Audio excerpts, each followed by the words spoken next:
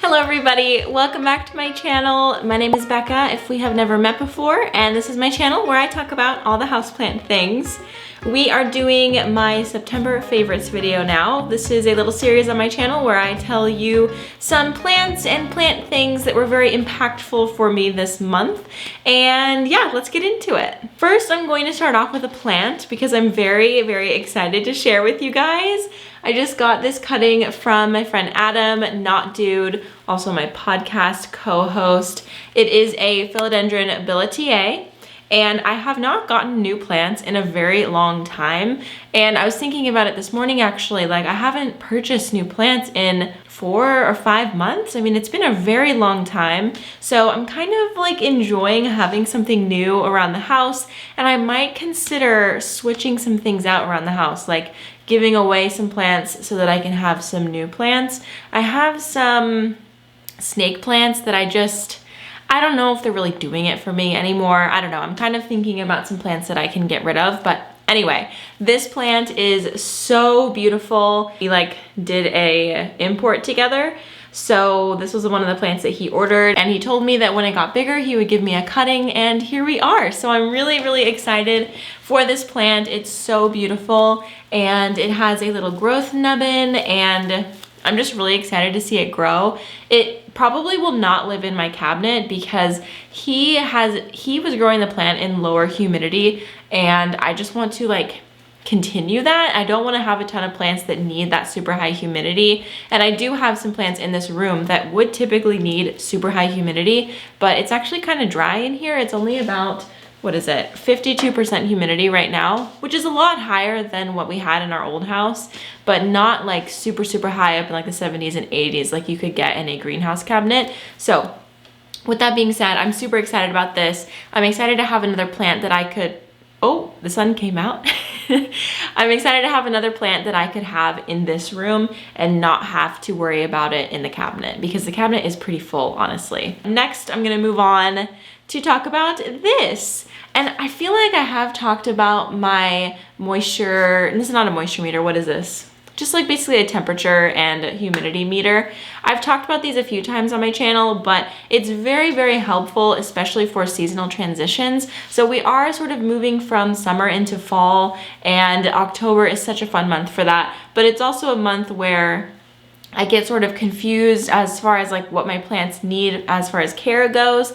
I feel like coming out of the winter into summer is a lot easier for me because the plants will show signs of being thirsty a lot faster, and you can sort of, gauge your plant care off of that. But the winter time for me is always a little bit more difficult because it feels like it's time to water a plant, and then I'm like, oh wait, I don't need to water it because it's not using energy and it doesn't need water right now. So it's always a little bit of a transition for me. And also, since I have this sunroom, it is I don't know what this would be called. It's a room that doesn't have central air or heat in it, an indoor patio basically. And so in the winter time, I do have a heater going on in here, a greenhouse heater, which a subscriber sent me, which is genuinely the sweetest and kindest thing ever. So that got me through the winter time, but when I need to bring that out sort of depends on the low temperatures that this room is experiencing. So typically when the room gets to be about 55 degrees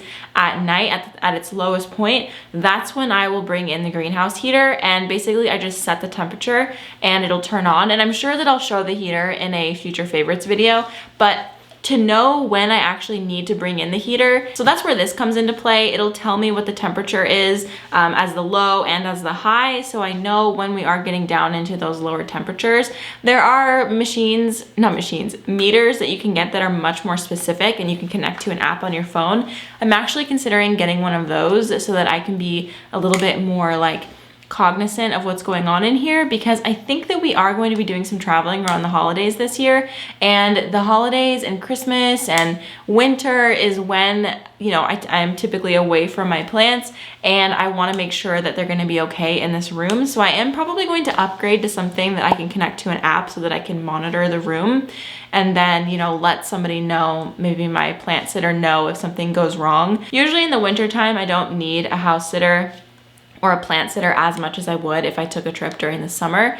And I didn't do any traveling this summer, like long-term traveling. So I think this winter, I might have to start looking into that. But anyway, all this to say, these are really helpful to help you see how your temperature is fluctuating throughout the day, and also at night if you need to bring in an external heater, if you need to turn on your heat for your plants or whatever else. Okay, a plant that I want to talk about today is MyZZ. So I have just been really loving greenery that can sort of blend into the background of my home and not be a ton of work. And this is the prime example of that. I haven't watered this plant in months. I mean, I want to say it's been at least 2 months since I've watered it, and it's so happy. It's putting out new growth. It clearly does need water, like the leaves are feeling really soft. So I'm probably gonna water it after I film this video, but I just wanted to bring this out to just showcase something that is so simple and affordable and beautiful, because this plant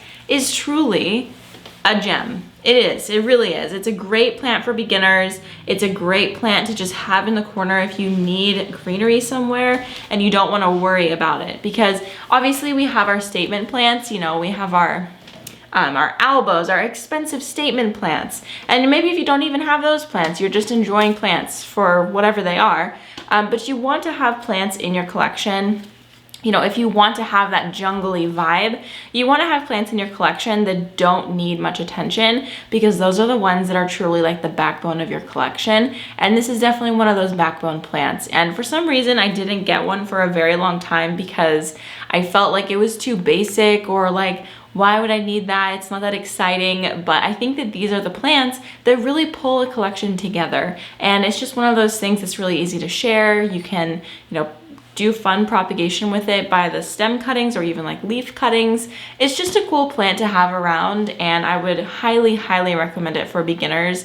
And there's also a raven version, which is like a black leaf version, which I have up in my bathroom window. Yeah, my bathroom window upstairs. This one just lives by my front door in a little basket, and I love it.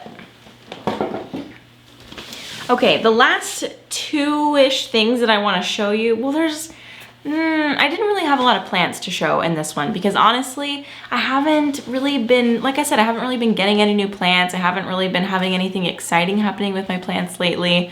And I feel like I've been showcasing a lot of plants lately, so I don't really have much newness to share, which I think is fine. Like, obviously, it's fun to get new plants, but it's also nice to just live with them and not be constantly getting something new. But with that being said, I might try to find something new next time I go to Vintage Hill. Who knows?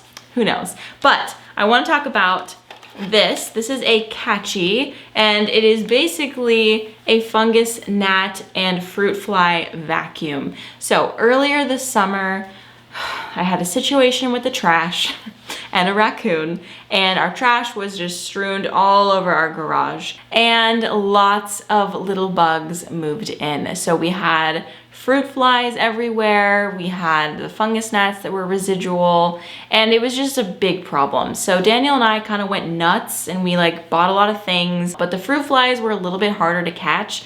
And so I grabbed this like in my hysteria of like not knowing what to do, and it is incredible. Like, since I started using this, I have seen basically no fruit flies, number one, and the fungus gnats are also attracted to this, because basically how it works is you plug it in, and there is a purple light that will come up from right here.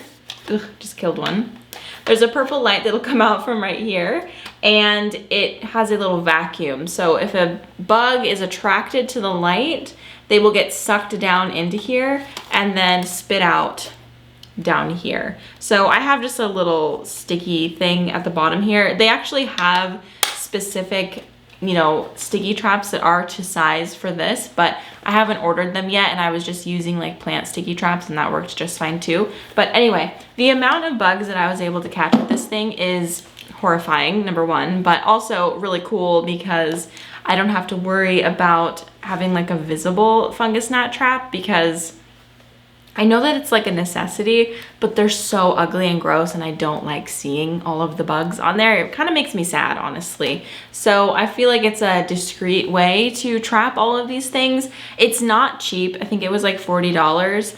But in my opinion, it was completely worth it and something that I will absolutely have running like all the time because it's just like a passive way to grab residual fungus gnats and fruit flies if you have any issues with that. Again, I did purchase it initially for the fruit flies, which it works for really, really well, but the fungus gnats were also attracted to it. So that's why I wanted to share this with you because it's been awesome.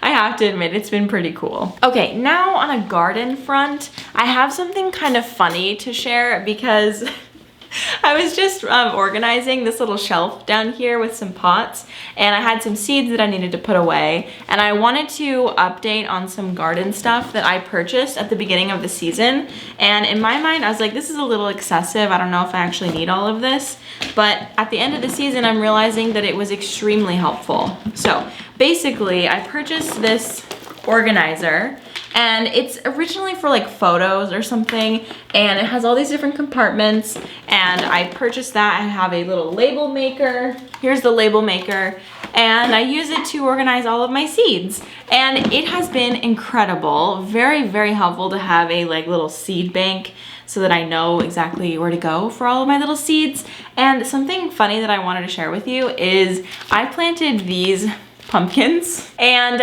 I didn't realize that they were like the little decorative pumpkins. Obviously, I'm stoked about this now, but when the pumpkins started coming up, I thought that I planted like big, massive pumpkins. So when the pumpkins were coming out like this big, I was like, what is going on? Like, what did I do wrong with my pumpkins?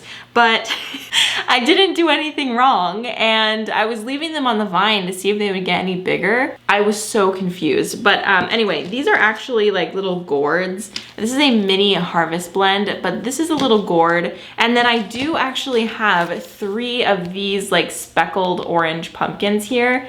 I have 3 of those. They're in my trunk right now because I was up at the garden with my car and then I just was harvesting a bunch of stuff and I threw it in a crate and then threw the crate in my car and then I forgot about it. So hopefully the fruit is okay. I think that it'll be fine. But the point is, I did have success with my pumpkins, and now that I know what actually this is, it's gonna be so much better for me next year. Like when I know that I'm planting like decorative pumpkins, I don't know. I feel like my pumpkin game wasn't very good this year because I was just kind of confused about most everything that I planted, but at the end of the day, you know, we're doing our best.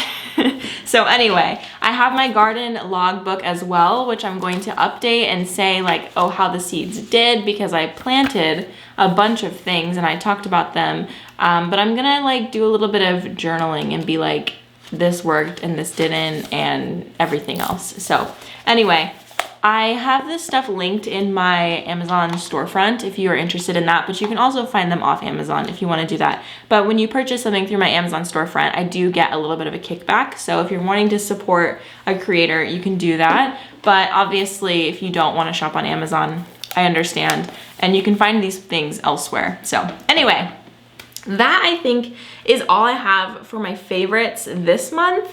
I don't have a ton of plants like I said, but I feel like it was just nice to do a little catch up and chat with you. So if you had any favorite items that you used this September, let me know and tell me what you're planning on doing for fall this year. Are you doing any fall planting? Are you doing anything to transition your plants into fall? I'm really interested to know what you guys are going to be up to, and I look forward to reading all your comments and chatting with you in the comments right now. So thank you so much for watching, and I will see you guys in the next video. Bye.